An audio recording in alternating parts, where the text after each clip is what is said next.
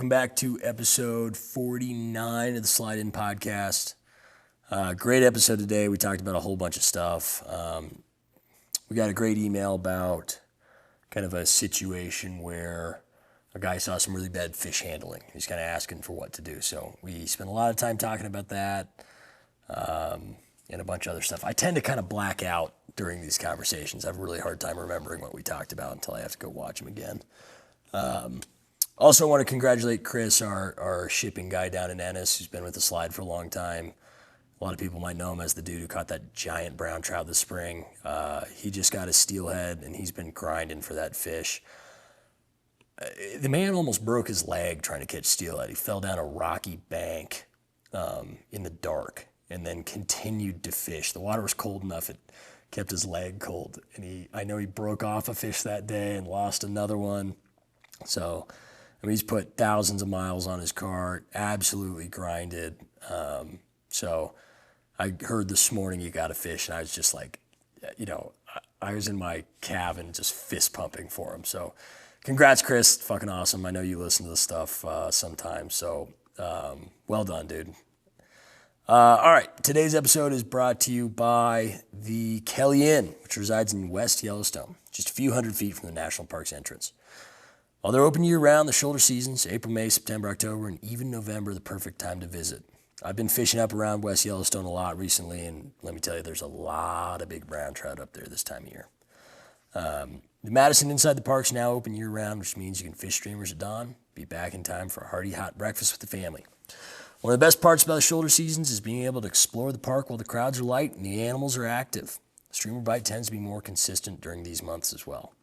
I also went in and swung the Yellowstone, a couple days ago, and pretty slow for us. Got a couple, but absolutely gorgeous. So cool driving through the park this time of the year. Tons of snow. Animals out everywhere. A bunch of elk, bison. Really cool. Didn't see any bears. Wish I did. Famous Bob Jacklin casting pond sits right next door. There are plenty of ground floor rooms, so you can walk straight in with your fly rod after a long day on the water.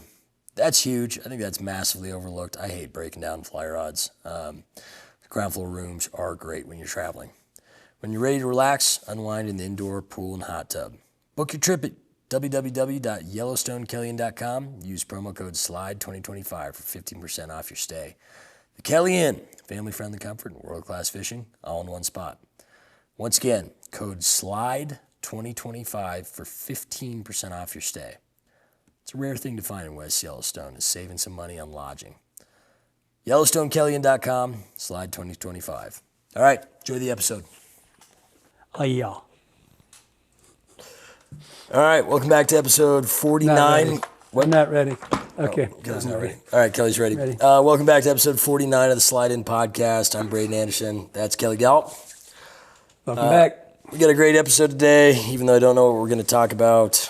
I just wanted to bring up. Do you ever really know it? Well, yeah, I got an idea. I don't know what you're going to say because No, I just wondered. Sometimes I've got an idea, but a lot of the time you surprise even me. Gomer Pyle. So Surprise. we're going to read some comments like we normally do.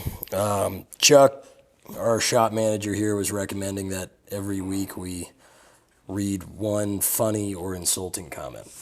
Go insulting. I like those better. Yeah, so this one. I don't know, maybe. Do you have a funny one? Well, this one just came in. I think it's funny and insulting. Perfect. What's wrong with your voice, man? You're 30-something. You sound like a rusty 70-year-old throwing spinners. Me or you? It's got to be me. Oh, yeah, 30-something. I mean, I'm 28. I wish I was 30. I'd take the rusty voice for 30. For 30. Throwing spinners, that one surprised me a little bit. But, Chuck liked that one. I like spinner throwers. The other one, that was from Vomer. Spinner throwers don't like other people. They're a lot like Rich. Which Rich? Strollers. Gotcha. Yes. Don't talk to me. I'm here for myself. You see the bald guy. Yeah, Don't the talk big to bald him. guy. Yeah, the big bald guy. That was from Vomer 1155. This one, I liked this one. He says, this is from Bob Wyatt 1000. He says, good stuff, guys. Bears, garbage, hook orientation, staying warm. Best fishing podcast on the web. By the way, Perdigons have no soul. An appropriate strategy for change is to resist it. I know that counters your line from the oldest woman in the world or whoever that was, but I just thought Oldest man. Oldest man, yeah. He didn't say not to resist it. He said to embrace it. Or you'll Embrace. just, but there's only, What was but the all he line? said was embrace change, or otherwise, he says, embrace change even if you hate it. Otherwise, you'll end up one of them grumpy old bastards. But, I mean, I've been trying to be the grumpy old bastard for 30 years. You do a good job sometimes. It's funny, I know Jake went over to your house and got a ladder today. Yes. Came back, he said, you recording a podcast tonight? But yeah, he goes, good luck. I go, what do you mean? He goes, he's pissed at me. Why would they pissed at him? I don't know. I don't think so. Maybe you weren't. Maybe Jake was. Maybe like not going to, like Kyler, like leaving the windows open and the heat up. Okay, Maybe so it was a setup. well, that was, but Kyler was blaming me. So I moved into the duplex. I'm no longer homeless. I'll be there for a week before I go back to Bozeman. With our bear problem and then the cold winterizing all stuff, the guys are moving into some of the cabins because we shut those down for the season. So Kyler and I are roommates now, which fucking sucks. But that duplex holds heat really well. So I've had the heat on low the entire time. I keep the windows closed. I'm respectful of the energy bill and all that. And then apparently you went in there, the windows are open, the thermostat's on high. Came in here ready to chew some ass, and I walk in a couple hours later, and Chuck, he goes, hey. I simply said, explain to the boys there is a thermostat in their room. So Chuck goes, oh, dude, Kelly's pissed at you. The window's open and the thermostat up. And I look at Kyler, and Kyler's got this shit-eating grin on his face. And he goes, it wasn't me. And I'm like, it was you. He's like, I had one window open. 2 windows open. Yeah, I haven't touched them, and I checked the thermostat last night. It was exactly where I put it, which is all the way on low. So Yeah. Kyler, I'll kill you. What were we talking about? I don't know. Where you confessed your sins? Nothing. I did Oh, nothing. that I was pissed at you? I did nothing wrong. I never have. I don't think I'd admit to it if I did. All right, so let's jump into an email we got from one Bruce Sandstrom, he's a fishing guide. He says, Braeden, assuming Kelly doesn't actually read the emails. I started with a disagreeable opinion of Kelly, mainly because of the phrase, he'll either eat it or wear it, which has been repeated by clients and guests on my boats across both hemispheres. It's the choice is yours. Yeah. The line is they can eat it or wear it. The choice is yours, or it's their choice. It's right? their choice. It's their choice. So he says, that really frosted me hearing that repeated. Granted, his flies changed the way I fish, but I still didn't like that theory. I've read his articles, watched videos, and I've been entertained watching Kelly fish in person. Kelly fish in person on the channel on Rio Yelcho and Lago Yelcho, which is where we were down in Chile. I was also working the water down there, just a short distance away. Next time you head down, I'll send you some Royales with cheese. We had some. I said, I've seen Kelly sneaking off at Last Light in Wyoming with some friends a few years back. I respect Kelly for his positive impacts on the industry. Not that I matter. It's just my opinion, man. So that's I recognized the first time I read this, What's his name? Bruce. Bruce. The point of this is they do get foul hooked, intentionally trying to eat the fly. Right? Yeah. They miss it, or that comes unbuttoned. Yeah, It happens with they, dry fly. They swirl on it when you happen to strip it. I mean, It's rare. You snag fish, nymph fishing, dry fly. I have snagged 100 brown trout in the top of the head eating a dry fly. Tons. They come up, probably refuse it, and Line tip down, wraps and you on lift them. up like that, and you got them right in the top of the It's freaking not head. just a But streamer it thing. makes it a little more interesting. It makes it fun when you bring it in and you say, "Oh shit." It's funny. It's your choice. It's a joke. Yeah, It's a joke. It wasn't a. It also comes from It's not up there somewhere with else. beating where you're freaking slicing them all day. Right. It's a totally. It's their choice. They could have opened their mouth more. Yes. Yep. But so he I then can goes see on. how it would offend some people, though. Yeah, I do think a lot of people get frustrated by that, and if they don't really know you and your whole deal, like they Well, I think mean, it's serious. it's Oh, not is he going to snag fish with these big hooks? Yeah, I No. usually go up to the beds and do it. Yeah. Kelly loves fishing beds. He does it all the time. Yes, I kicked somebody out of the channel the other day. Really? He's heading down to the road up back. And he go, No. No. But we don't have any fish spawning back there, but No. they're It's- just still too susceptible. Even today I was out fishing. I'm glad you don't hate me as much anymore. Right. Yeah. Today I was out fishing. I caught a fish that actually looked exactly like my shirt. Not on a bed. I didn't see a single fish on a bed in there, but he's getting ready for it. I mean, it's Yeah, dark. saw a lot of them. I walked around this afternoon, so nice, and lots of paired up fish sitting in nothing water, just waiting to go It's up. coming. It's happening. So he then goes on. He says, this podcast really opened my opinion of Kelly and his knowledge. I'm now part of the Gallup posse. I drank the Kool-Aid and humbled myself. Welcome. I've become a better guide because of the knowledge you guys are passing on. I shaped myself by the ways of the older guides I looked up to, breaking my balls and calling me out on stupid shit I've done. Listening to the podcast is like sitting in on a guide shack conversation. Insightful, progressive, and an unorganized mess of bullshitting with storytime moments, hard truths, and wisdom. Then he says something nice about me. I'll skip that. Then he said, he goes on to say he's supporting the shop because of the podcast. Chuck and another guide, maybe Kai, I believe that's Kyler. Okay. Were there and greeted me. You run a tight ship in the shop. The staff is impressive, friendly, and helpful. Is there some sort of dress code that states all guides have to have shoulder-length hair? Only jealous because I'm bald. Trust me, there is no. If there was, there wouldn't be any shoulder-length hair. If there was a dress code? If there was a code. We had threats. For hating dope-smoking hippies, you hired a lot of dope-smoking hippies. Dope-smoking liberal hippies. Yes. Everything. What am I going to do? So then he What goes are we on. called? The island for Misfit Boys? Yeah. Kelly's Island for Misfit Boys. There's a T-shirt, by the way. Yeah, Matt made it. So he goes on to say, I've got many questions, but I'll ask one at a time, and I apologize for the story. This happened last weekend. I wasn't on my home waters. I was a guest on this system, being shown the area by a couple of locals who I just met.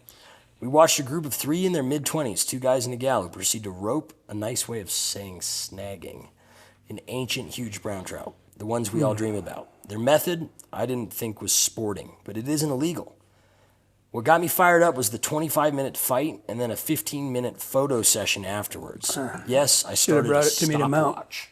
You should have brought me to mount. It's deader than shit. Yeah, it's dead.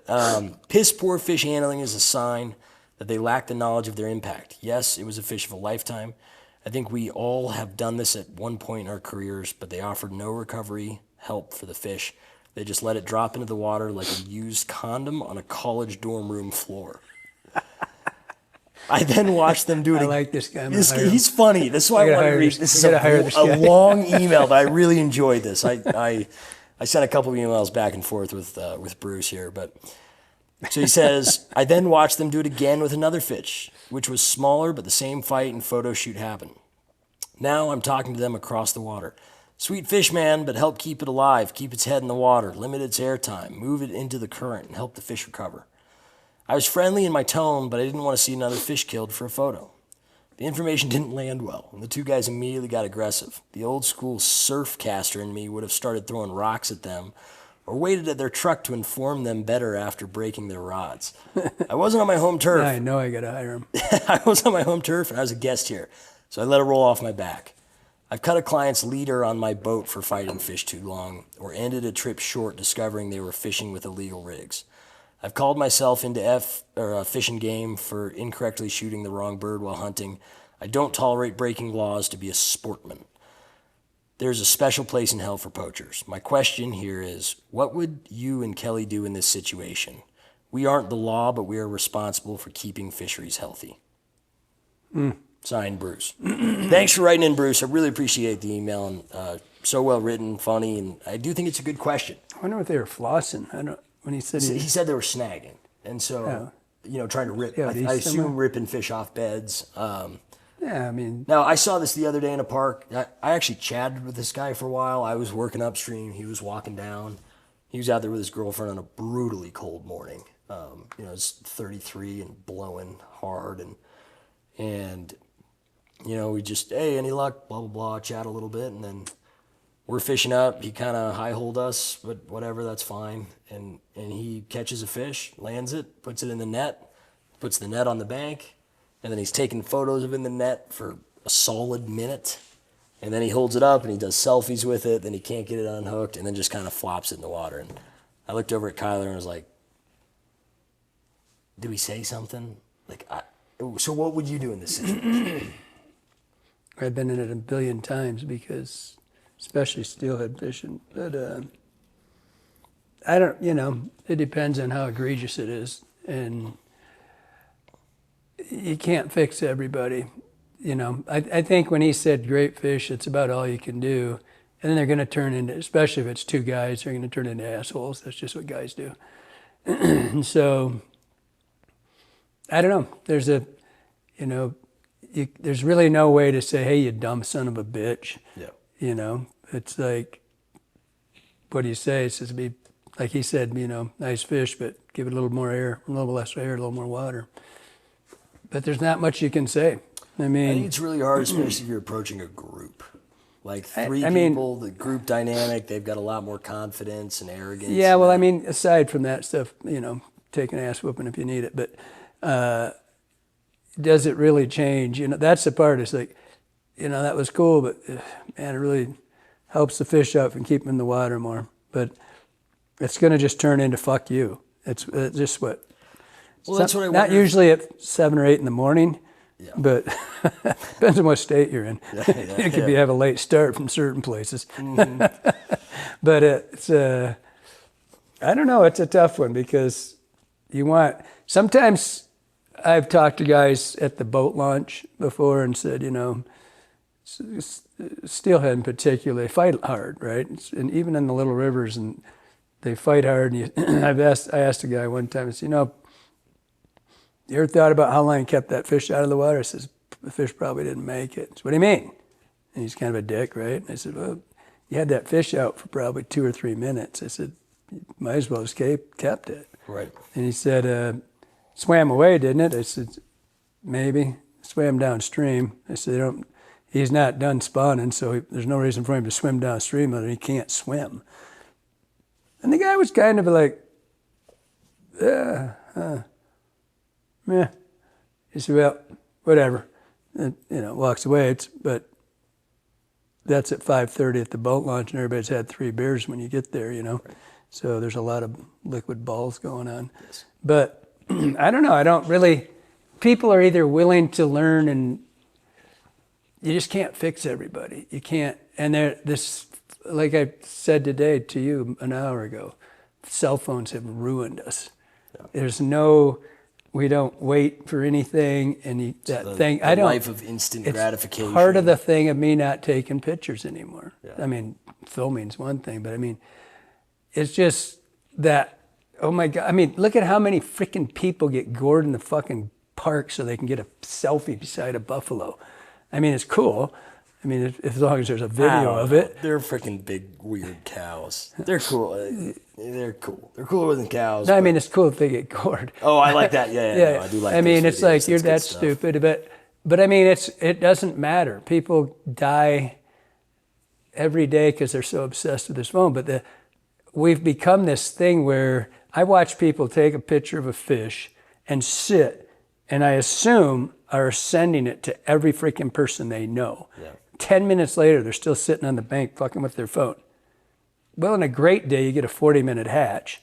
So way to go. You just wasted, 20% of your, depending on when your you streamer bite window might be. Everything went to shit while you were, and forgetting the fact that I wonder how much more head on swivel Chuck and Jake are today after couple of grisly incidents. I bet you there's a lot of this and a whole lot less of this. Oh, yeah. Right? Well, none of the guys. None of those guys do that. None of the guys we fish with are phone guys when they fish. And it really bothers me when people are on their phones when they fish, because I remember taking my buddy out who I think he was going through a little bit of a tougher time in his life, and I wanted to kind of get him outside back when I was living in Seattle. And so I took him out to fish the Cedar River, which is, little fish, whatever. It's kind of a urban river, but it's the closest thing to us. So I took him out there, and he caught a couple fish. He was really having a great time, and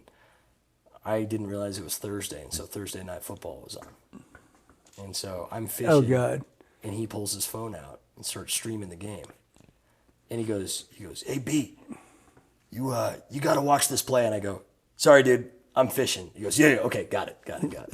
Did he put it away? No, he watched the game. That's right up there with them fucking boombox things. Yeah, it's just, you're outside, like, you got plenty of time. Go watch Instagram when you lay down in bed. I don't get it.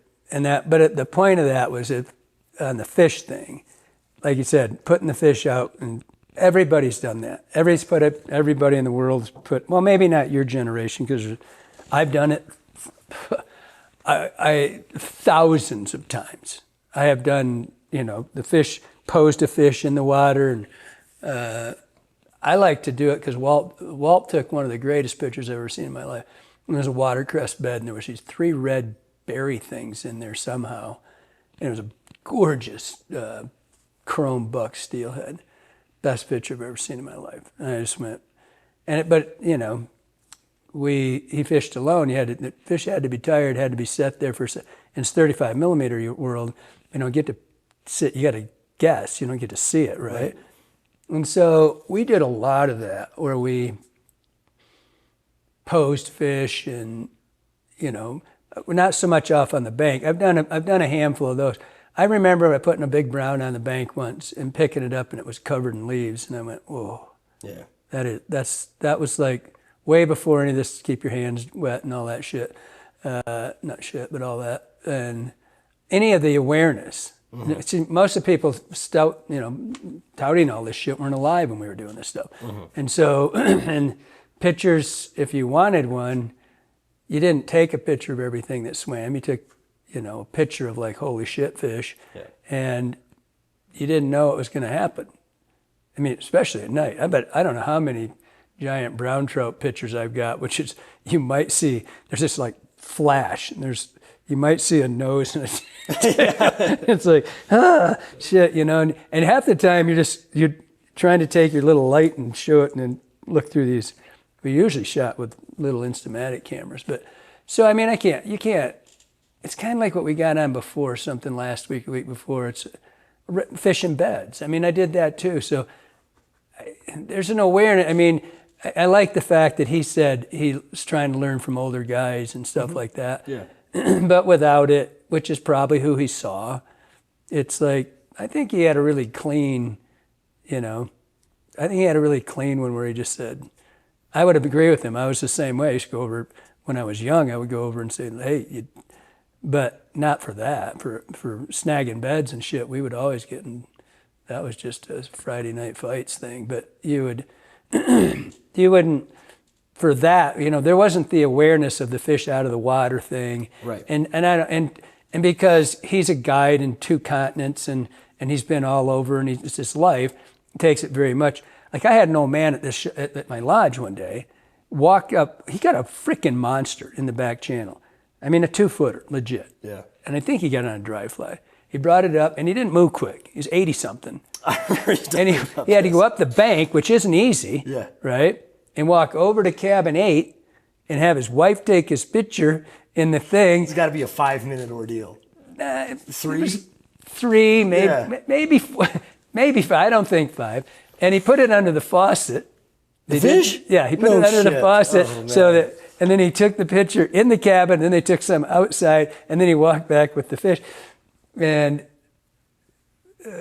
there was a guide here who went crazy on him. So I went and talked to him, and he said, he's real sorry. He didn't his generation, it would have been a frying pan. So that's 100% dead. Right. Pretty likely it was 100% dead anyway. Mm-hmm. But he said it swam upstream.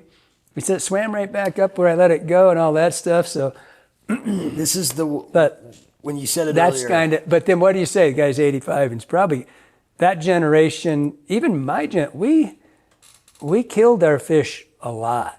Yeah. We killed a lot of fish. Mm-hmm. I was just reading Ram Better's book about him being fishing with Ray Bergman and all this, and his father, and how, it was nothing for his dad to come back with a 4-pound creel. Yeah.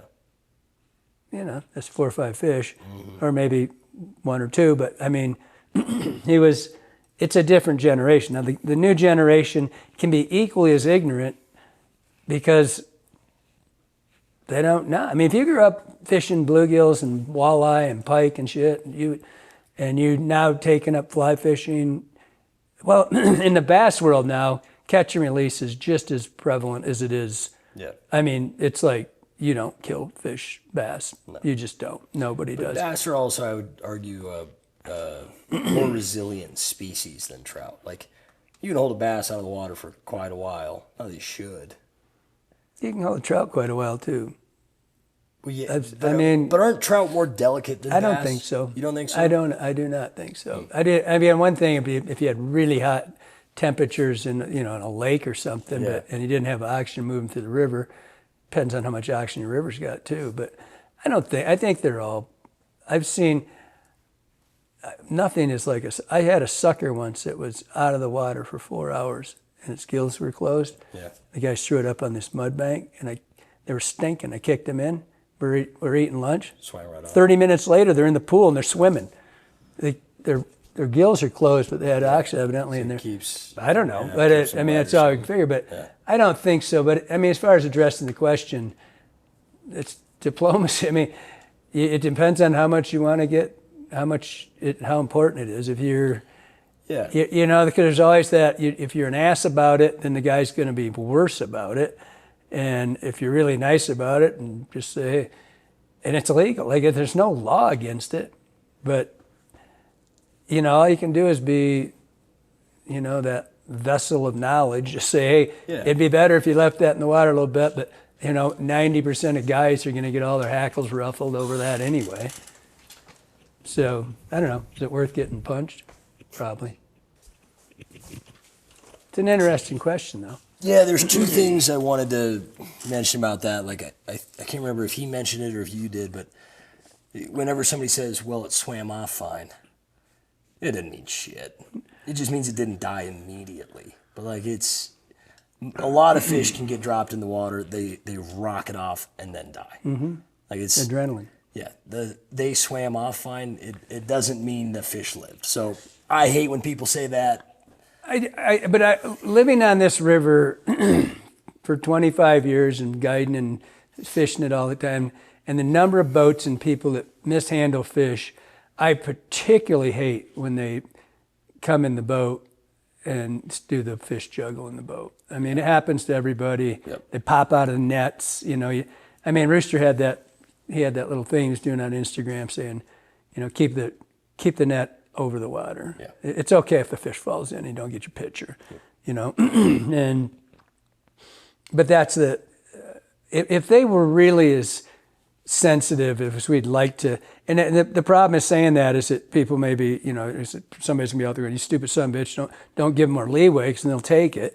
But we would see a lot of dead fish in this river with 100 boats a day going, maybe more per section some days. If they were getting, it would look like a confetti parade. Yeah. I mean, a number of fish that get hooked, and I'm just as worried about watching somebody in a boat, fight a fish for 3 or 4 minutes. It's a 14-inch fish, and fish is below you, and you just don't. That's just as bad, I think. And so, but I don't know how to address the question. I mean, I've done it. I've walked up to people and just said, hey, be better if that fish was in the water. If you could take your picture in the water the whole time and maybe pick it up for your one. But that whole... So that's what I do. I actually thought about doing this today, and we should do it in a show at some point. But actually, you probably shouldn't do it because you suck at holding fish. But yeah. You and your straighten everything out. I'm like, here's the picture. Yeah, you do this. God. Get out of here. How many times I've yelled at Kelly, like, not yet. And I'm trying to focus on the fish for 4 seconds. But Kelly's really good. He doesn't want to keep fish out of the water. And Kelly practiced what he preaches. It's not like I'm always can imagine if we're filming and I've bobbed a whole shit ton of fish in the boat. I've been that guy. Mm-hmm. I've turned around and shit, here he goes. Especially them little 16, 18-inch fish, and whatever. What does it look like? You're supposed to make, oh shit, now he's in the bottom of the boat. We're chasing like a freaking bear in a puddle. Yeah, oh shit, oh my God. And he's down there, full, out it goes. It's like, I would rather, a really big fish. I don't even like doing it with, just a big fish does not, need to have the son of a bitch shoved at the camera or make your little tiny hand thing go. I hate that shit. It's either a fish or it isn't. Yeah. And if you pick one up out of the net and you just go look at that, you'll see the son of a bitch is flexing in places a little one doesn't. Mm-hmm. It's huge, right? Good. There you go. Yeah. But this whole thing with the fish out in front, and I get it. We fish every freaking day. Yeah. And so does, what was his name? Bruce. Bruce. So does Bruce, and we don't need to do that. Pro jocks don't need to do that. And the guides in particular don't need to pose a picture for 4 or 5 minutes, because that's when that's when the boat juggle starts, right? It's like, woo, here we go. And I don't know. But we're all guilty of it. Everybody on Earth's done it. We've all juggled. Bob was my co-author. I don't think I ever saw Bob land a fish we didn't juggle it in the boat. And we finally, he was like, God, I'm not going to hold these fish up anymore. And he usually wouldn't. But if we tried, it was like, I got so many great pictures. I got a picture of Billy. We should post it. It's we're out on the lake, and it's Billy's trying to hold one. Yeah. And there's 4 pictures, and it's like this, and I'm just clicking. Yeah. Comes back completely with the tail hitting him in the face. It's a swift dose of karma. But it landed in the water, though. Yeah. It was about a 2-second thing. I was going. Yeah. So what I was saying is, at some point we should do a how to take a fish picture video. It's just from an education standpoint, because, like you said earlier, I remember this photo I've got of this big rainbow, a little over 22 that I got. It was the first big trout I caught. And in this photo, I'm all geared up in cold weather stuff. It's colder than shit. I have wool gloves on and I'm holding the fish, and there's grass and dirt all over it. Yeah, he laid it down. Yeah. I've got 100 pictures like that. Yes, and now I look back and I'm like, that's. I got a lot more standing in my mom's kitchen holding them like this. Yeah, I've seen that. Yeah. You're like 14. Anywhere from 8 to 16. Yeah. Stringers of bass and bluegills, and it was. So it's really hard to all of a sudden be the person that says don't do this shit when you did it. But giving the person that held the fish was equally as ignorant to this, right? They're not doing it likely with total disregard for the fish. Right. They just don't get that there is. They don't know that there's a better way. God, am I turning liberal or some shit? What is this? Get out of this room. You kind of are. I don't think so. So, I think it'd be cool to shoot just how to hold a fish. I actually thought about doing it today. I got a nice brown, a hair under 21, real colored up fish, just gorgeous head, super clean. And what I do is if the streamer is in a cool spot in the fish's mouth, right, where you can kind of see the bug or something, then what I'll do is the whole time the net's in the water, right? Right. I walk until I find, generally, I'm not going to go far, but I'll find a place where there's no visible background. I like dense bush behind me, no sky, anything, because I don't want people to know where I'm fishing, right? I don't want to post a photo and somebody go, oh, I know he got that fish there. Well, I like the secretive aspect of it, and I want to show off the fish. It's not about the scenery. So what I'll do is I keep that net low to the water so that fish is completely submerged. And I want to keep them upright. I don't like having them upside down in there. And then when, I hand my phone to my buddy and I have it on video so that no matter what happens, if that fish flops out, I got some proof of catch. Now, at this point, I really only take photos of fish that I think are over 20 and pretty, like good looking fish. So what I'll do is I grab the tail with my left hand, and the top of my hand is facing the camera. And I know a lot of guys go reverse. I don't think you have as good a grip on the fish that way. You're much more likely to drop them, lose them, whatever. Sometimes I'll try to do that if I can get a good grip. This fish's caudal was so big I couldn't get around it. And then I put my right hand kind of under the belly, and I have the middle of the belly just on my fingertips. So that way you don't see the fingers in that. And like a lot of people will do that to make the fish look bigger, right? When you don't have the scale of it. For me, it's more about just being able to see the entire fish.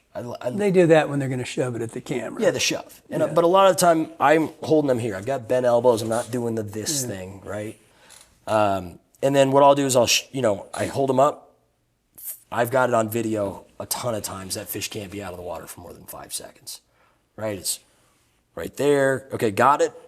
Back in the water, remove the fly, and then either, take a release video, maybe show him one more time, and then let him go. And that fish is out of the water very little. It's in the net. I make sure that it's healthy and I landed this fish in maybe 12 seconds. Yeah. Didn't fight long. To me, and maybe I'll learn some point down the road that what I'm doing is bad, but I think there's a lot worse ways to take fish pictures than that. Yeah, I mean, the fish is in the water.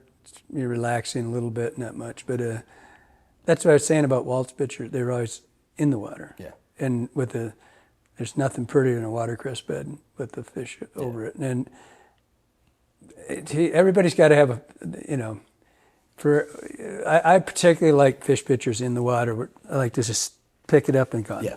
I mean, pick it up and go just a little bit, just pick his belly up and there, let him go. But that's just, you know what? If people couldn't take the freaking pictures, they would quit fishing. Yeah. I mean, if people can't sit, it's no different than elk hunting when you see guys 7 feet behind that ass end of their elk and pretending they're holding the horns, right? So suddenly you got a 590 elk, right? And the guy that's 260 behind you looks like he's buck 60, right? Well, it's the same thing. People like, every picture you see of a whitetail, it's like this, right? All for this. You ever watch Harry Potter? I don't know what is it? Harry Potter? Yeah. You know what it is? No, it's the most famous book series. It's the most book thing. I thought you were talking about some there's hunter a movie, guy or some the movie shit. series. I mean, it's one of the most famous franchises. No, I know what I know what it is. It's a book. Do you know who Hagrid is? The character. So he's like the giant. But they shot that entire any scene with him in it. He's supposed to be this 10-foot tall man.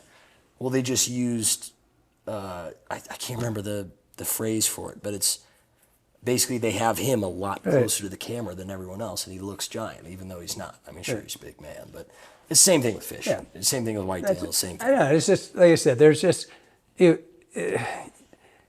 can't rain on everything. You can't, nobody's going to be perfect out there, and everybody's going to learn the same way you did. Right. They're going to come to they're going to have an epiphany of like, oh shit, that's probably bad. Oh, I'll try to do this.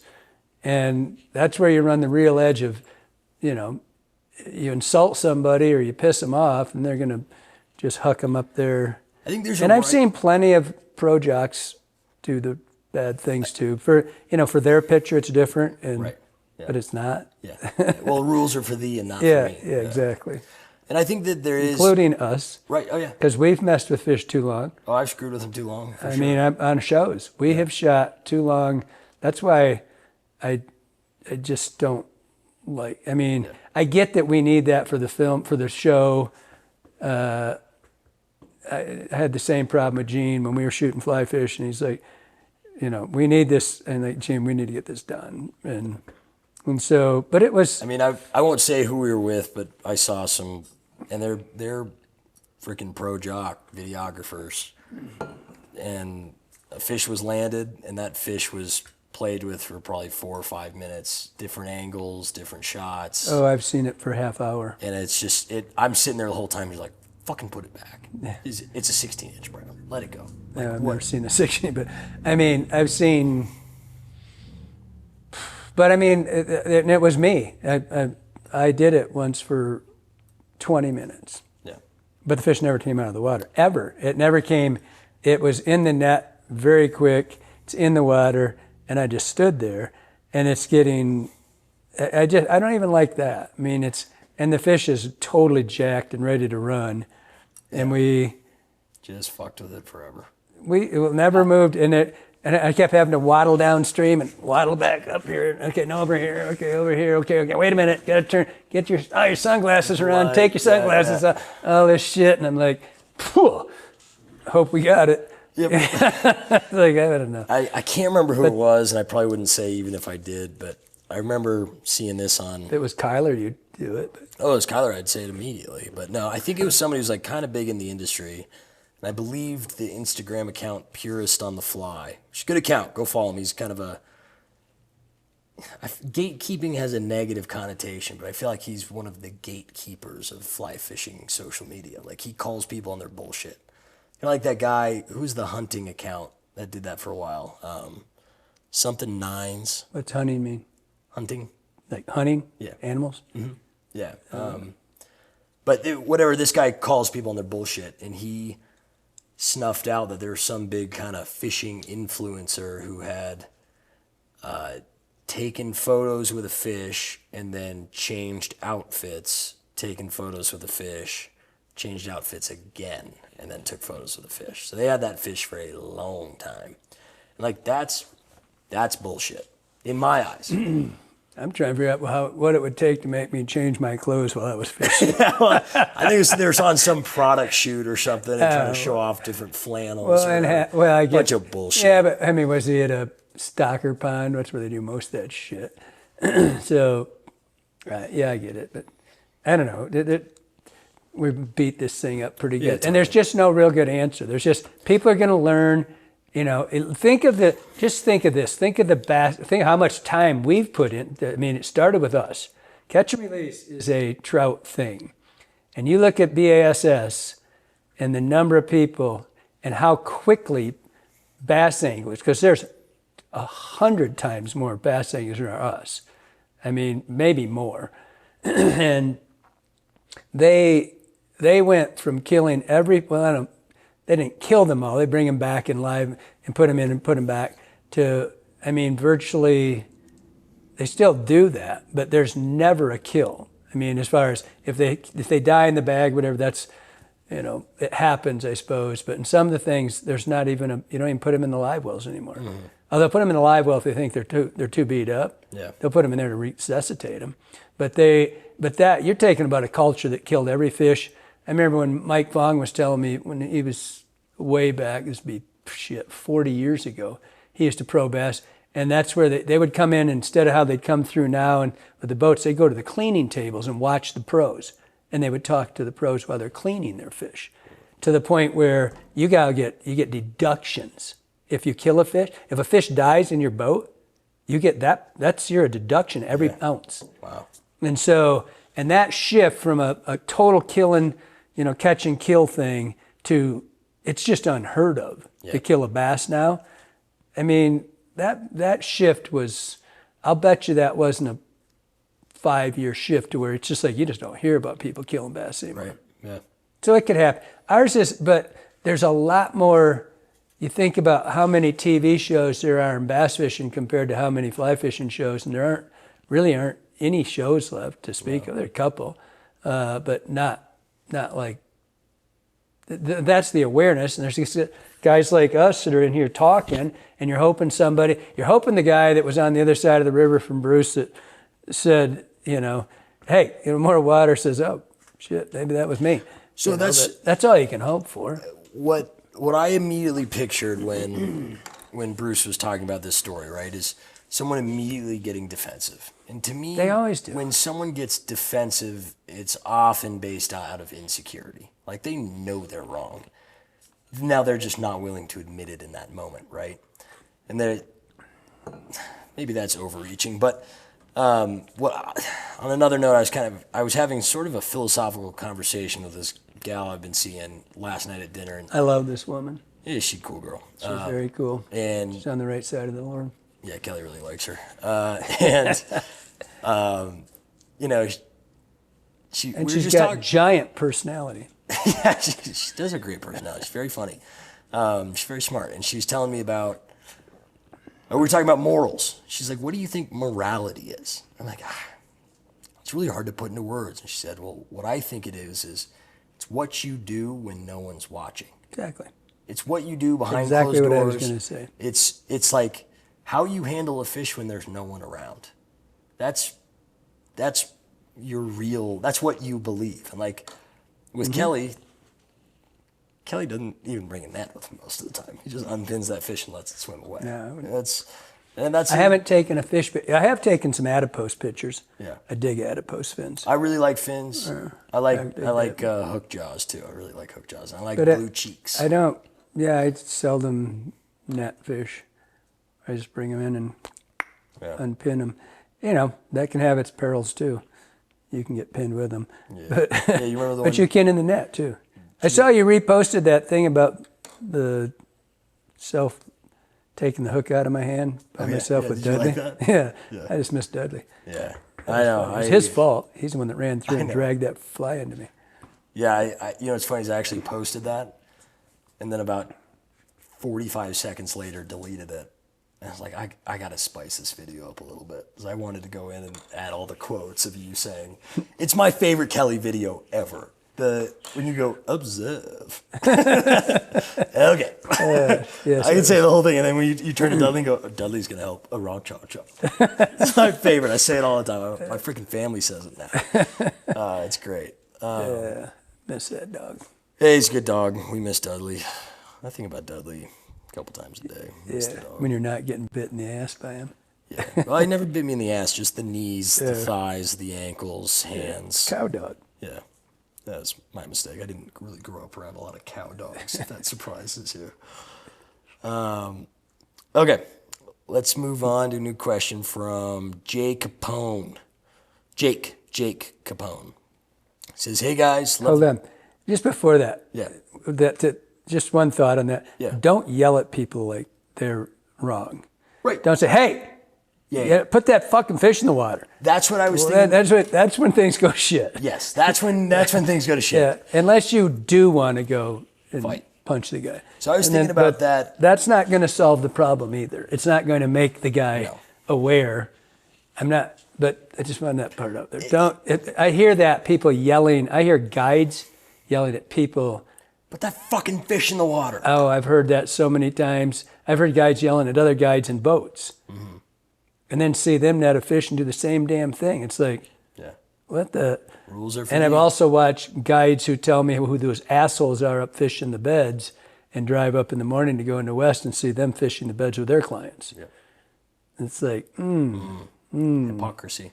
is Yeah, the final note on that, like Kelly said, with the guy I saw who's, he did this twice, 2 different fish he nymphed up, nice fish, I'm sure he killed them.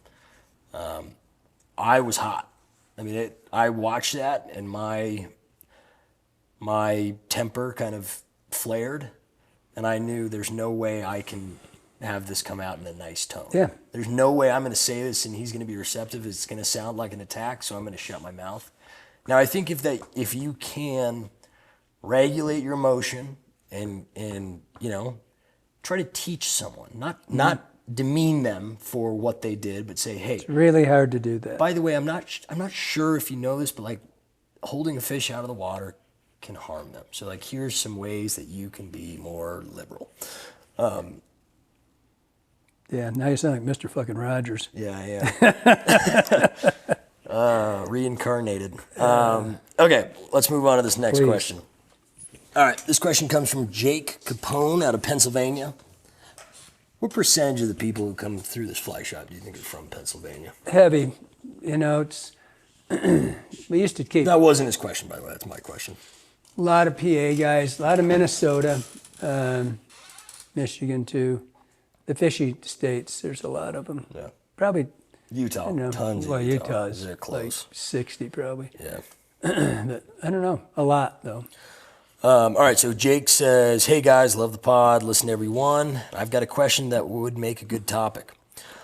I'm a lifelong East Coast resident and fly fisherman. I finally gotten to the point in life from a financial and time standpoint where I can make semi-annual trips to fly fish out west. With most of the U.S. population on my side of the country and most of the best water on your side of the country, I'm sure there's some East Coast guys that would disagree with that, but I know there's a lot of other people like me that dream about fishing out west, but question where they should go. At most, we realistically only get a week here or there throughout our lives to fish those top western rivers, and I want to make sure to hit all the best ones. My question to you is, if you had limited lifetime trips out west, which rivers would you recommend putting on a bucket list that any serious fly fisherman absolutely needs to experience in their lifetime? Taking into account the size and quantity of fish, the uniqueness of the fishery, scenery, and overall experience. I'm looking for a Kelly Gallup style top 10 list, which will probably be 27 rivers long. Thanks in advance, Jake in Pennsylvania. So right off the bat, we're not going to tell you the secret holy He doesn't want waters. that. He doesn't want that. He just wants the river. These are the rivers that you need to go experience because they are that incredible, and that's why they are famous. So I think number one, maybe not in any order, because order is really hard, but the Madison River is on that. For sure. It is an absolutely legendary river. Not only the And average. he's a PA guy, so I'm going to assume that he's a technical dry fly guy, because you should be if you're from there. Yep. So, So what would you have on there? I mean, right off the bat, just like off the top of my head, coming from east to west, I'd hit the Bighorn would be on there. Some part of the Platte in Colorado would be on there. I'd drop south and I'd hit the South Fork of the Snake. I'd come north and hit the Snake proper, or the Henry's Fork, the North Fork of the Snake. The Madison would go, Big Hole would go, the Missouri, and any one of a 200-mile stretches of it would be on there.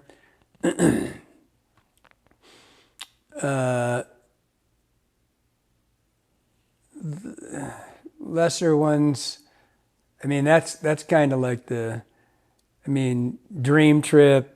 I don't know, that's so hard to plan that. I mean, if you can get on that Smith trip when it's right, that's pretty spectacular. I don't think I would, it's just so volatile. It's still up or down, or to hit that draw and hit the day, it's like, I know guys have done it 30 years and hit like 4 days that are 4 trips that are perfect, right? Everybody I know who's done it, it's like, oh, it's freaking chocolate milk. It was 35 no degrees. water, had to push our boat all day. Right. One or the other. But, you know, some of those drainages, the South Fork of the Snake, I would say the Snake proper, because one of the most impressive floats, scenic-wise, is going Dead Man to Moose and seeing the Teton for the Grand Teton, first time you ever see it. The Yellowstone would have to be in there. Not so much, but this, you know, Yellowstone's a pure, until you get in the park, it's a pure, not pure, nothing to say, but I mean, pretty much you're relegated to a boat. It's just not that much walk access and stuff like that. Definitely would have to hit one of the spring creeks in Livingston, or go down to Silver Creek would be on there too, I think. I don't know. That's got to be in there somewhere on the major trout fisheries. And then you get the whole Spring Creek thing in a bigger version. But I think, for at least for my generation, growing up before I was out here, those Spring Creeks, Armstrongs, Depews, and Nelsons were legendary. Yeah. I mean, that's just something you dreamed about. There's a lot of literature about them. Yeah. And they deserve it. I mean, it is just like the Bighorn. The Bighorn's kind of a cluster of shit now. People, so many, but it still fishes like it still produces. It's just, oh my God, it just never slows down. The Green would have to be in there. Yep. For sure. That's pretty close to 10. I wasn't keeping track. Let's call it 10. Yeah, it's got to be close. Yeah. Side note, you know, Blackfoot would be super. That's a great one. And then, you know, get up to the Kootenai.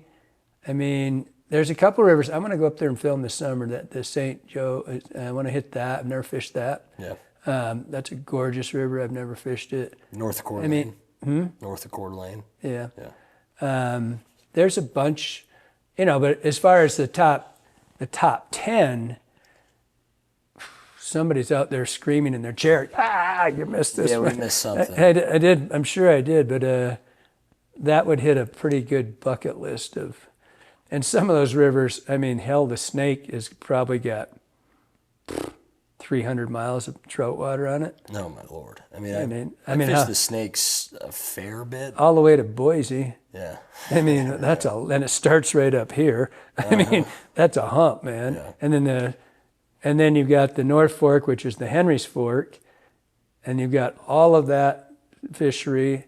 Then you've got the South Fork, which is still the Snake, but from Palisades down a ways. And then, so there's a lot of drainages, man. You couldn't. There's a lot. I mean, shit, the Yellowstone. How many fishable miles are there Yeah, on it's that got to river? be 100 plus.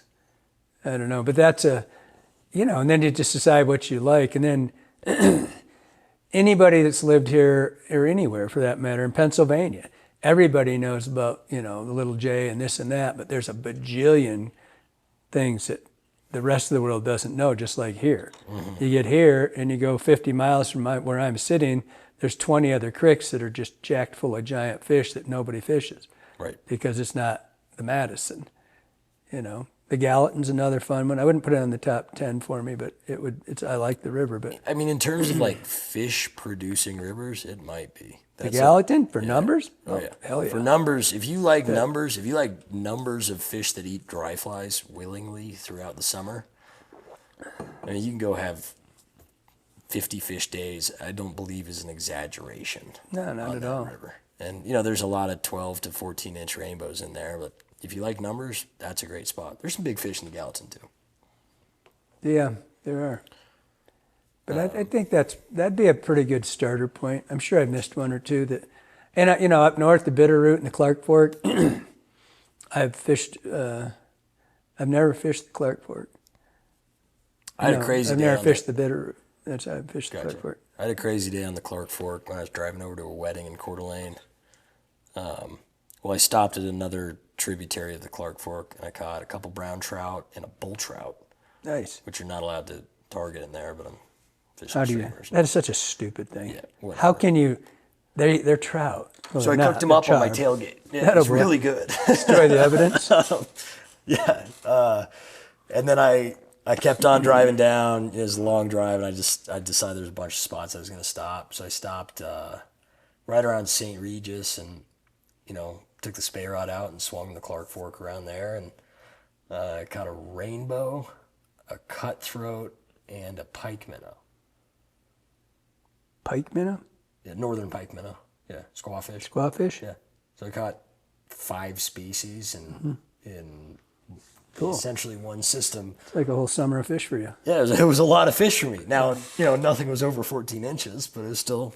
You got a Actually, smaller pike than minnow was 14-inch bull? Yeah, it was tiny. Really? Yeah, caught a couple little ones. I still never figured out that whole thing about not targeting. They're all predators. I mean, if you're going to throw a streamer or swing anything, you're going to catch a bull trout. Gonna catch them. They're fish. Yeah. Now there's I things just don't know how you would do. go and target just a bull is what I was getting. If you Right. said, I'm just going to go catch bull trout. I'll tell you, I've gone to Idaho and tried to just catch bull trout, and I catch a shit ton of cutthroat. Yeah. They eat big flies Yeah. really well. Yeah. And the bulls eat little flies really well. Yeah, they do. Yes.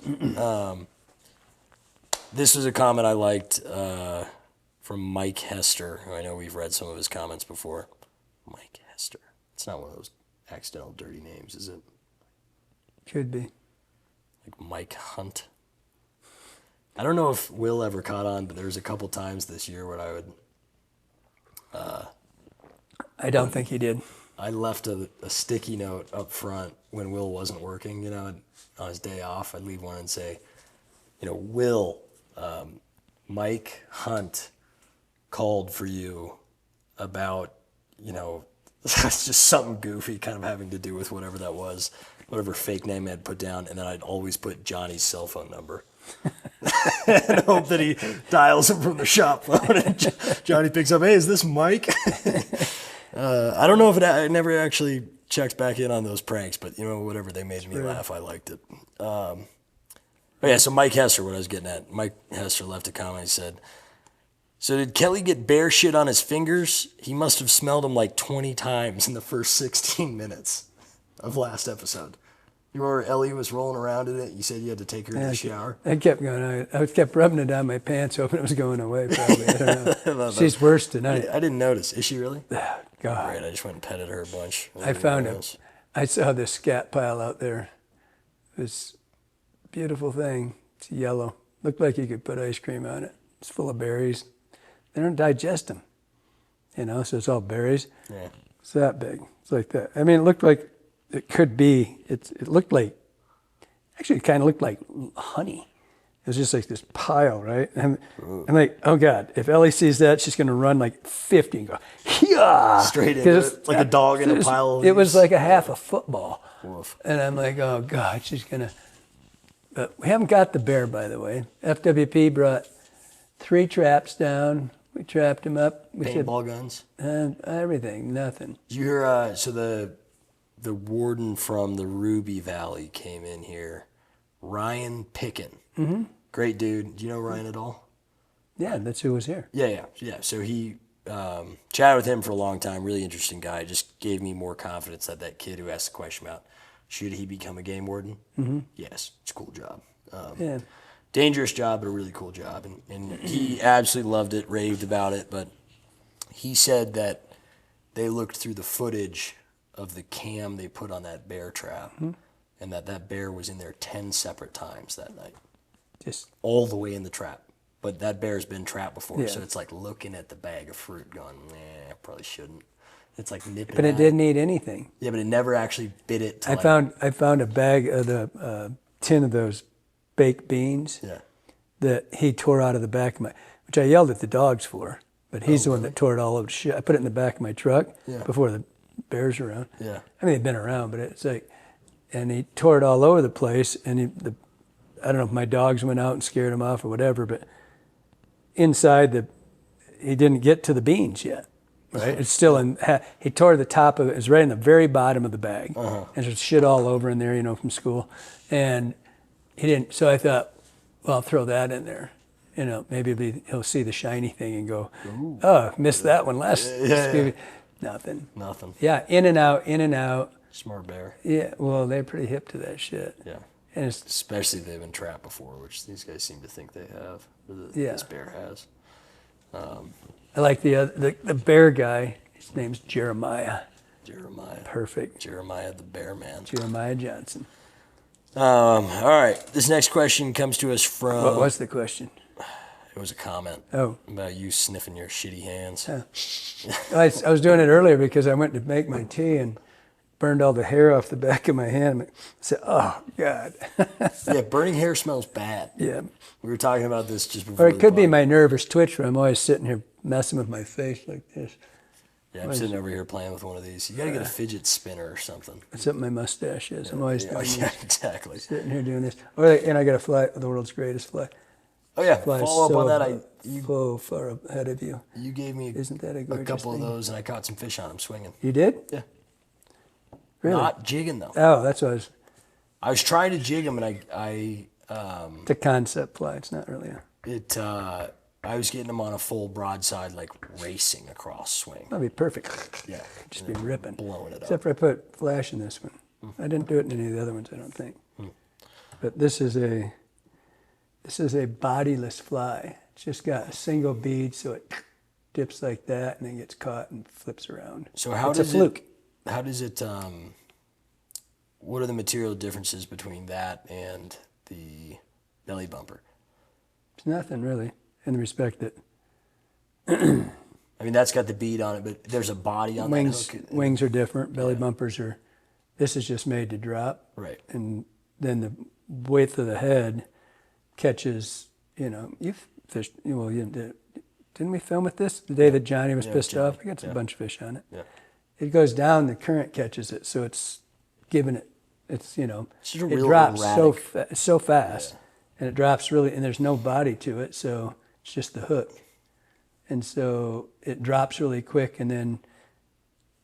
Somebody asked me today if I was going to produce this, and I said I don't. I'm not really. I don't want to sound like I'm talking down, but I think it's going to be above a lot of people. The thought that it's a streamer that you have to let drop, and so you got to really twitch it and jig it, and and you got to let it do its thing, right? But then still keeping tight on it. And I think most people want to throw them out and really, strip them in. And this is not a play for that. It's a let it drop and jig and let it get caught in the currents. And if you're into drop shot, and it'll be a great drop shot fly, you could get on the Yellowstone and run this at 4 foot deep and with a drop shot and hoover the river. Clobber 'em. Oh my God, it'd be just stupid. But So this was a question I was asking Jake when I was fishing with him today. Jake's an incredibly fishy guy and knows a lot. But I'm curious what you'd say. So there's overarching categories of streamers, right? Jig flies, swim flies. Would you say there are stall flies? Sure. This would be a stall fly. What other, like, is it Flatliners, for Flatliners sure, is definitely 100% stall fly. Sometimes a slit willy can be fished as a stall fly. Perfect. Anything Are that there any other categories of flies? leech, for sure. But I feel like a lot of leeches are kind of jig flies, right? Or tied as such. Well, the only reason you weight the front is so that you can make it. Right. It's, otherwise it's relegated to the water pushing it. So if you don't accentuate that movement by design, then you're, like I said, it's relegated to just the water pushing past it. And then it's going to do this as opposed to this, right? And so that's what that fly there, that For those that aren't watching, this is a fly on a.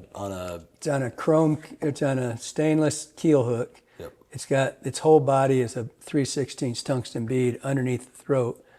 And then it's got feathers, just 2 feathers, and then my little head that I do on all the flatliners and the bang tails and the belly bumpers. And what's the material for that head? Sanyos. Yeah. Laser dub. Laser dub, yeah. Yeah, I was thinking about that. I was like, everybody talks about jig flies and swim flies. And when they say jigs, but they don't really get that our definition of a jig fly is different than jig flies for like Euro jigging. Right, it doesn't describe the actual hook being a jig style hook. It's the action. That's what people think. Like this Nancy P is a flat out, you're supposed to be jigging it with your rod. It's a fly that's made to come up, and it's designed so that when you pick it up and it turns and goes back down, its legs wiggle, right? Right. And then, there's flat minnow patterns that are pretty just minnowy, but I think that's where, we've talked about that a bajillion times, about a lot of the flies, some flies are, I think why the Nancy P, we sell a lot of them, but why it hasn't gone crazy like some of the other ones is the fact that people just don't get that they can't just strip a crayfish across the surface. Right. It really needs to do something. It needs to come up and down. It needs to be in their face.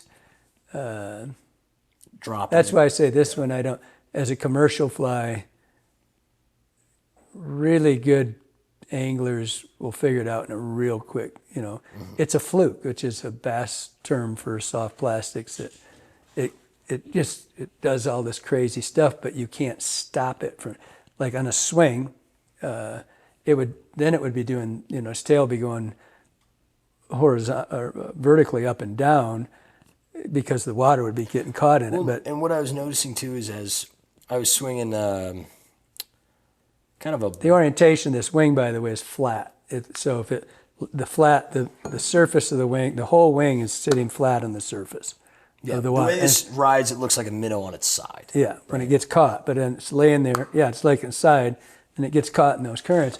And so when you think about fly design, the orientation of your tail tells you everything, because if the tail is vertical, so if the sides are parallel to one another and at the same, they're up and down, then it's back to that tail swimming like a slick willy. Yeah. So it swims like a swimming fish. Yeah. Turn them sideways, the buoyancy is going to be just the opposite, which is why a flatliner's tail are flat and the bang tails are vertical. Yep. And so they're going to do different things. If it's marabou, it just does everything, goes everywhere. But these things. But what were we saying? What I noticed is I was swinging kind of this mid-river boulder field, right, where there's a lot of conflicting currents. There's, seemingly dead water. There's small eddies behind some of these boulders, and then there's fast water rocketing through them. And as I was swimming that fly across, it's got enough weight in it. I was throwing it on a half intermediate, half T8 tip. That fly basically, like in the fast water, it rises. and then it hits that slow water, and it would drop a little bit. And it's still coming across, but it's fighting in the itself. column. It is changing where it's at, which It's fighting itself. and maybe that's part of the action they liked that day. But I got two can't fish in imagine. about 10 minutes. It'd be fun to see it swing because of the orientation of the wing and the weight, so far forward. It may be what you were looking for in the respect that that fly could bend your leader. It could, because there's nothing to slow it down, right? Like Chuck wanted me, he says, if you put that bead down here, it would ride flat. I said, I don't want it to ride flat, Chuck. I said, thanks for the tip, though. But it's like, that could, and then because of the buoyancy of the wing, when you put these things on a fly, it should be on purpose, not by mistake. Yeah. And so it's riding flat, but yet that head's catching it, and then your line's up here, everything's trying to pull it down, but it's light enough. How long is your leader? 5 feet. 5 feet? Yeah. Down to 12? Yeah. Yeah. It might have been down to 8. Yeah, I was going to say 8 would be better because you could bend that 8 a lot easier. Generally, if I'm fishing big fly swinging, I go 12. If I'm fishing smaller bugs, I go 8. I think on this, that's what I ran this on. Yeah.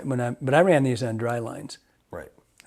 I fished them on wet too, but I made it to be a dry line, shallows predominantly and ledges.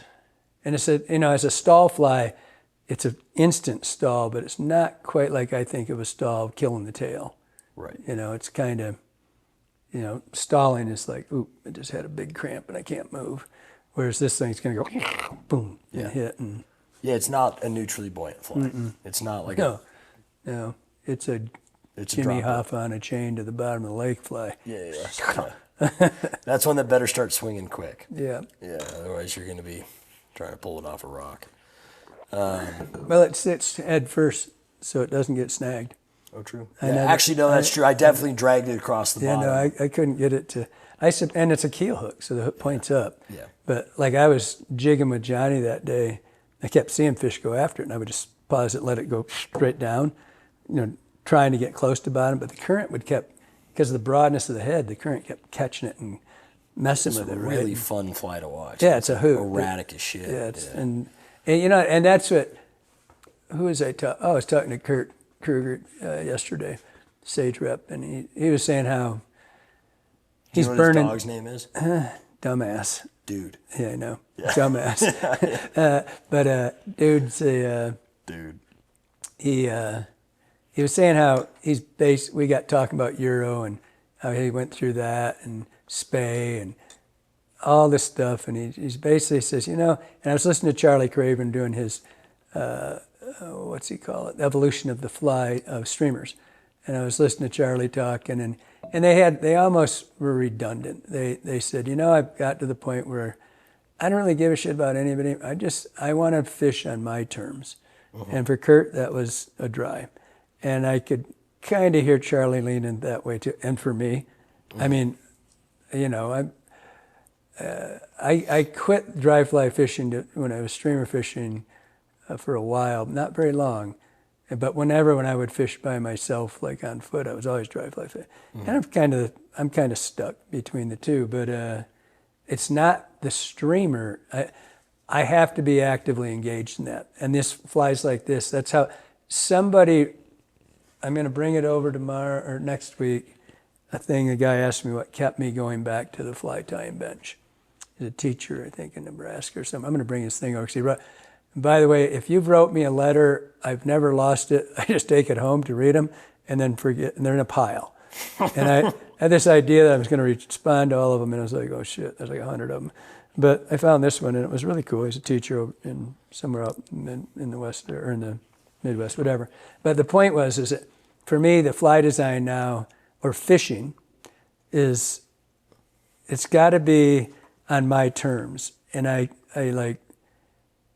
like this fly, or a lot of the flies, the newer ones, like the flatliner and the bangtail, they had a purpose-driven, fisherman way. Mm-hmm. So this one keeps you engaged, right? Right. Like spay fishing does. It's not spay fishing doesn't engage you. The cast engages you. Well, and it's like, then you can change. Once you get that all down, then you want to go to your purpose-driven fishing, how you, like you're trying to come up with new techniques, right? Well, if I had to just pull the freaking rope, like if I had to go just throw and shoot at banks and strip a fly back, like pulling the rope, I would quit. I'd go right, I would be done. I couldn't do it again. Just like you're trying to find a new, so you're already in that phase where you've done enough that where you want to, now it's purpose driven. I want to find a way to make them come for a streamer. I want to see what else works. Yeah. Yeah. And so your mind keeps going. Yeah. You know, and well, and I remember Johnny telling me this about steelheading, right? And he goes, you know, people always say, oh, swinging, it's so relaxing. You make your cast and you look at the scenery. Johnny doesn't. no. Every single swing is different. If you go 6 inches downstream, you have different water hydraulics. Everything is different. And maybe a slightly different mend at the Yeah. top or whatever. But like every 3 foot difference down the river, and some runs are perfect where there isn't much difference. But a lot of them, if you've got mid-river rocks, anything, the hydrology is different, and your swings are different. So you can still get that. I mean, I'm ADD. I do the hyper focus, right? Sometimes I'm better at it than others, but like you can really lock in on, and every swing is a different presentation. What do we say about people who watch birds? Get out of our boat. If you fish with people that watch birds, the theory on that was you're going to get one shot, 2 if you fish 250 days. Yeah. If you're lucky, you're going to get one shot at a giant in your life. And if you're looking up at a tree at a bird, when I see that fish, you might not have a choice about getting out of my boat. I mean, shit, I truly don't think I've ever had a shot at a giant. Like I landed a 2 foot, well, I get rainbows. 2 foot's a giant fish. 2 But foot it's is not great, what we're talking about. But I'm talking that 30 world. 30 When plus you're- world, yeah. High 20s, low 30s, and if you just get I Tourette's. did Johnny, sorry. Yeah, I if just you get- contracted Tourette's. That's what happens when I see John. Yeah. I mean, a lot of people throw out big number words, you know, high 20s. When you see one, you'll know. And you sure as shit don't want to have your buddy, that's the worst. Imagine fishing with Johnny and turn into talk and, I mean. When he's all jazzed up on Black Rifle coffee. What was that? I hope people enjoy that episode. We put out an episode fishing squallows, but But he was all calmed down by the time we started. yeah. So I remember fishing this little water in Idaho, and I saw a fish that I thought was a carp, and I'm sure it was a brown trout, and I know that there's giants in that system. Now I threw a streamer at it, and it did not care. And I don't know if that's a real shot. Like I put shots of you know what it fish did? moving. It just kind of like turned around real slow and sauntered off. Yeah, he made you. Yeah, he didn't care I was there. He didn't care I was fishing. Like Told you when I was diving, they didn't care about me coming up to right, him. you see 20 to 24s and they rocket off. Yeah, But like he yeah. probably doesn't care too much. So I don't know if I've ever had a shot at a giant fish like that, and I fish a ton.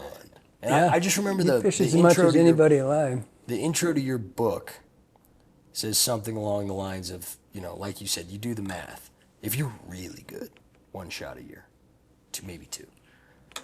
Depends on your water. How often do you pile a cast or miss your spot or whatever? Like I Is piled that a the lot. one? So actually, that was funny. It was Excuse me. today the fish I caught was really nice brown, like I mentioned. It was on my 3rd cast, and we were literally 30 feet from Jake's car, and we released the fish. We're kind of laughing, high five, like I guess it was worth it to come fish today, and which I joke about. Bye, John. I joke about because any day you go fishing, it's worth it to go fishing. It doesn't matter if you catch a fish or not. I've been in a lot of days with Johnny where it wasn't worth it. Okay. I'm just saying. I'll take that back. But It's blowing 30. It's 4 below zero. that's Johnny, not going to be could be the greatest day of our life. That sounds Or like we could die. a good day to stay inside and try with a close friend or loved one. the fuck is wrong with I'll you? blur that out. I've been wanting to do that for a while, really trying to throw Kelly off his game. I'll bleep that one out. You are sick. Yeah, Jake goes, was that your third cast? I go, I think so. He goes, yeah, because your first one sucked. Your second one, you missed your spot. The third one, you piled, and he ate it. I go, yeah, I got lucky. I told you, one of the biggest browns I ever, well, not anymore, but it was the biggest brown ever caught on a zookeeper. I piled the cast and just, I mean, there's line all around that fly, and the fly's floating in that brown at the middle of the day in 2.5 foot of water, and the fish comes up and eats it as a dry fly. Shit happens. And he didn't see it. It's great. I'm screaming and screaming. Not the hog. And he's, what? I mean, and he didn't do it then either. Yeah. It wasn't, it was a seconds, right? Some people, man. But it, there's a different, it's kind of like my Uncle Bob shot this big whitetail back in Michigan one time. He walked out, and he's a skinny guy, and Billy's dad.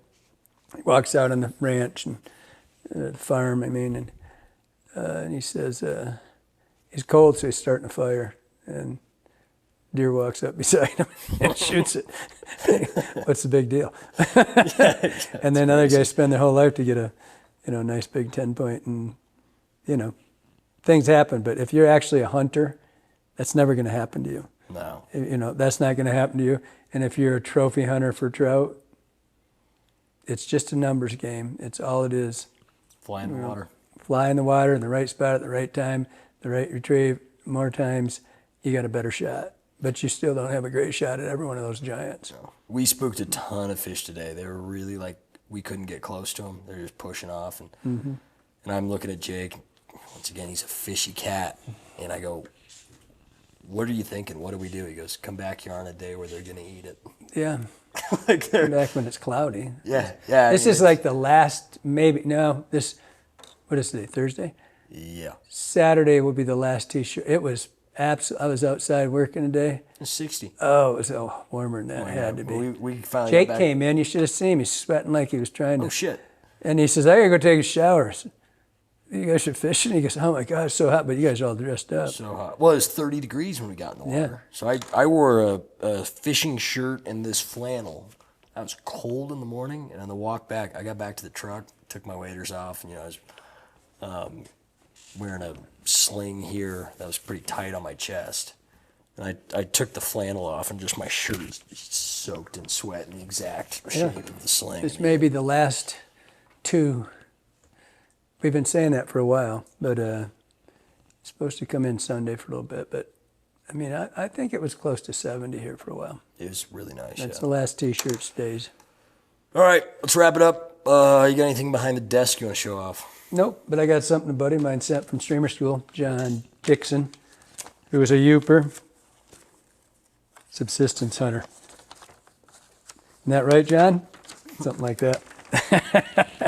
But he knows about my love affair with Joe Brooks and all these, and I opened this thing up.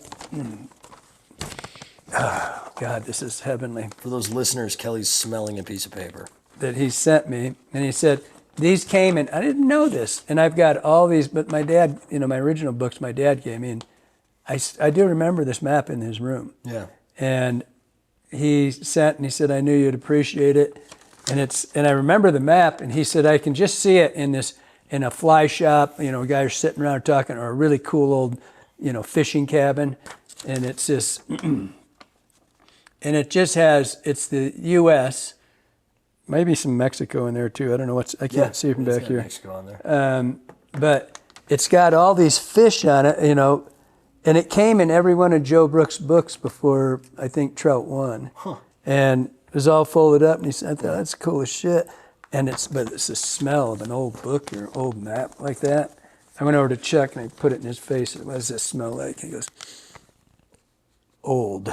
I said, good job. Good job. That's soul. This is what doing electronic books doesn't give you. But I'm gonna mount that. I have it in the new thing. Yeah. Whenever we do that. But other than that, I don't think that's the only thing new that came in. Yeah. Other than I put the Hula Girls closer. I did move them. Yeah, like the Hula Girls. Yeah, they're pretty cool. All right, band of the week, what you got?